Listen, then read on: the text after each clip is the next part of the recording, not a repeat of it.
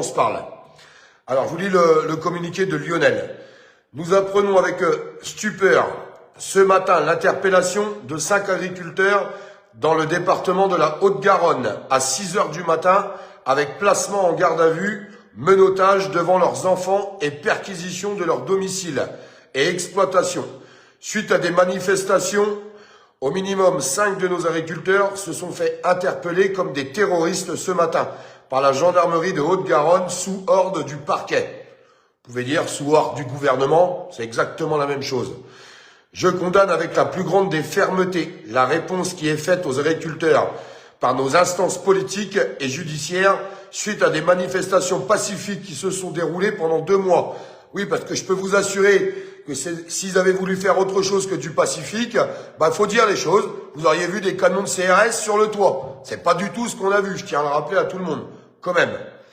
Il est hors de question de comparer nos agriculteurs et les traiter de la sorte, ce ne sont pas des terroristes. J'appelle les autorités à relâcher les agriculteurs concernés dans les plus brefs délais avant que la colère agricole reprenne. Le calme doit revenir et ces méthodes employées par les forces de l'ordre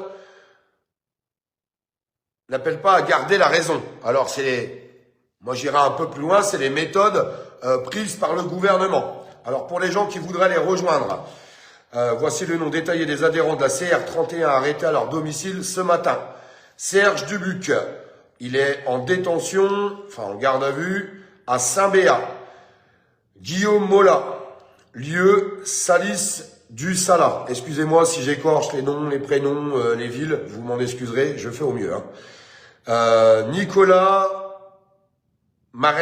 Maresquette, vous m'excuserez si j'écorche un petit peu.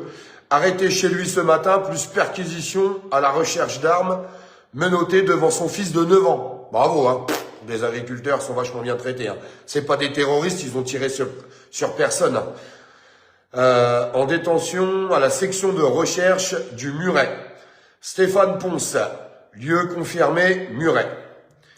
Élie Raximo, je ne sais pas si ça se dit comme ça, à Carbone. Donc pour tous les gens qui voudraient les rejoindre. Ouais, c'est écœurant. C'est d'autant plus écœurant qu'on fait ça derrière le dos des citoyens.